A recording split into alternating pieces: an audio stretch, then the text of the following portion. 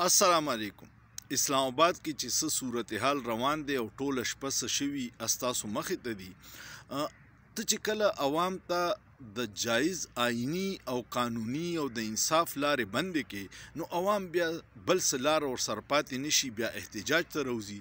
د دې احتجاج په شا یو لوی کهاني ده، او کهاني دا ده چې کله رژیم چینج کې جنرال باجوا د پاکستان د تباهۍ بنیاد کېښودو، نو د هغې نه پس بیا داسې واقعات وشو چې هغه ټوټل د عوامو د ادارو په منځ کې د اعتماد ډېر فقدان راغی،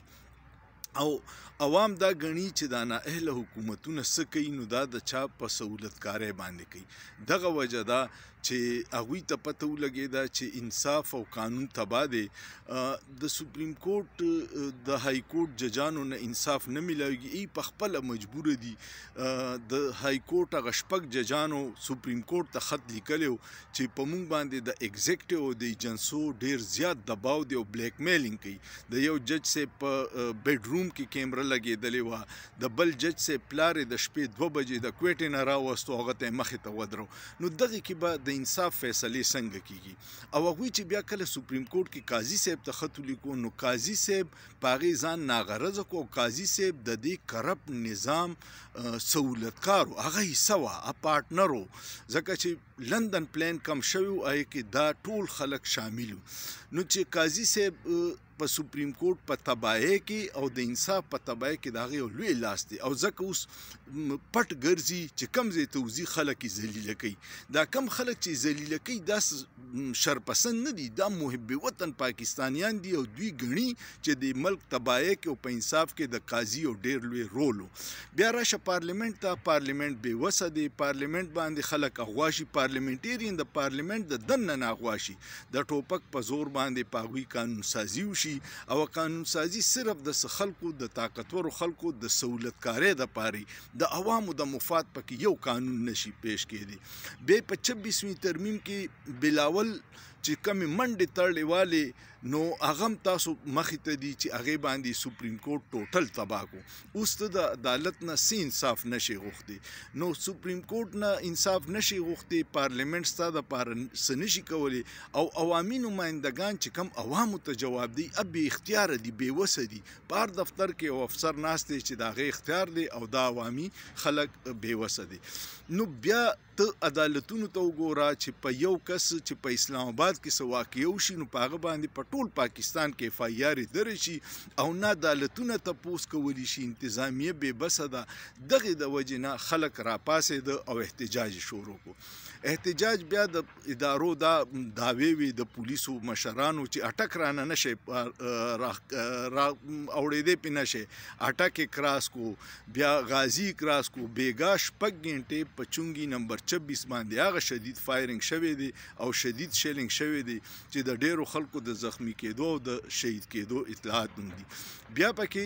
رینجرز وي چې زمونږ کسان هم شهیدان شوي یا زخمی شوي، نو هغه یو صحافي دی مطیع الله جان، هغه وایي چې دا د رینجرز خپل ګاډي چې واپس له هغوی والي دي، نو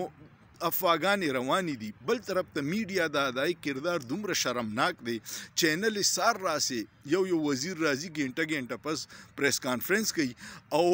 تشه پروپیګنډه کوي، بیا یې دا پروپیګنډه وکړي چې تحریک انصاف سره مذاکرات کامیاب شو او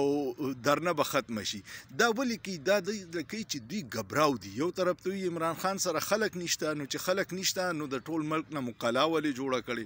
په زرګونو کنټینرې دي، 40-50 هزار فورسز یې راوستي، بیا یې پکې د سند نه پولیس راوستي، غریبانان ځوانان 20-20 کاله نوې ټریننګ والي له پاس شوي او راغلي، هغوی نه څه تربیت شته، نه د عوامو سره د ډیل ده. بیا په اسلام آباد کې ډېر سخته یخني ده، صحافي اسدتور وایي چې هغې غریبانان اسلام آباد پولیس ته خپل تاڼو ته لاړه، خپل ځایونو ته، د سند پولیس یې په روډونو پرېښوده، هلته د هغوی سره نه بستره شته، نه کمبل شته، نه ورسره نور څه د حفاظت سامان شته، او په اسلام آباد کې شدید یخني ده. نو دا ټول چې دي دا بدقسمتي څه دي چې ظلم کوي، هغه هم پاکستاني دی دی او مظلوم پاکستاني او دشمن داسې چالو کو ما ته خو داسې ښکاري چې زمونږ د مشرانو له چا ټیکه ورکړې چې پاکستان به څنګه بربادوي او هغې طرف ته موږ تیزۍ سره روان یو. بیا د نیمې شپې باندې په آرټیکل 245 تحت فوج راوغوښتو. اوس فوج سره خلک ډېر مینه کوي. د فوج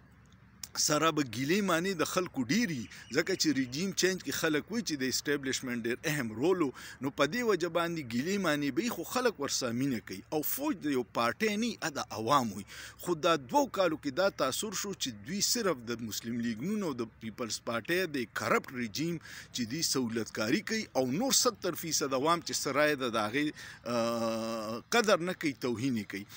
فوج تربیت چې همیشه د بارډر باندې د دشمن سره د جنگي د خپل عوام سره د هغې د جنگ سنی خو کو دا سازش څوک هم کوي چې عوام مخې ته فوج ودري نو دا به ډېر ظلم کوي د پاکستان سره. د دغسې یو د تاریخ نه سبق اخیسته پکاري چې داسې صحنې نه موږ په 71 کې تیر شوي یو او خدای دې نه کړي چې بیا څه داسې واقع وشي.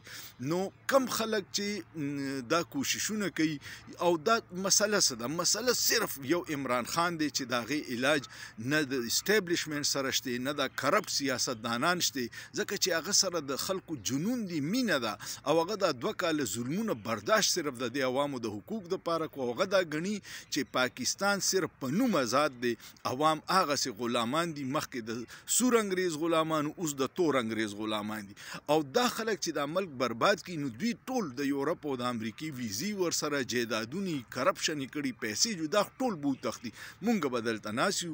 نو دغه صورتحال دی تازه ترین. عمران خان ته بار بار پسې طاقتور خلک لیږي چې لاړ شي او دې رضا کې چې څه ویه به کوو خو په دمه دمه به یې کوو او عمران خان ته معلومه ده چې دا فراډیان دي دوکهباز دي. هغه خلکو د مجبورۍ او یرې نه اندازه وکړه چې د های کورټ په حکم باندې د عمران خان سره څوک ملاقات نشي کولی او پرون یې 2 پیرې د جیل دروازې کلاوې کړې او ملاقاتونه ورسره کوي.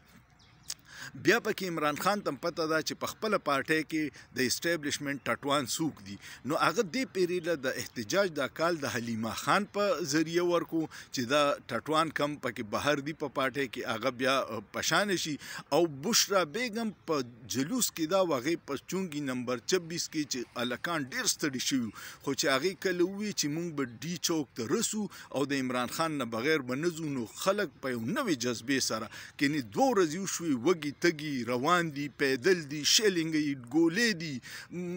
کنټینر لرکې ستړي شوي دي خو بیا روان شو اوس ډي چوک طرف ته روان دي. نو کم خلک چې اختیارمند دي فیصله اساس دي مخلص دي د دې ملک د مفاد سوچ کوي پکار دي چې په منځ کې کینی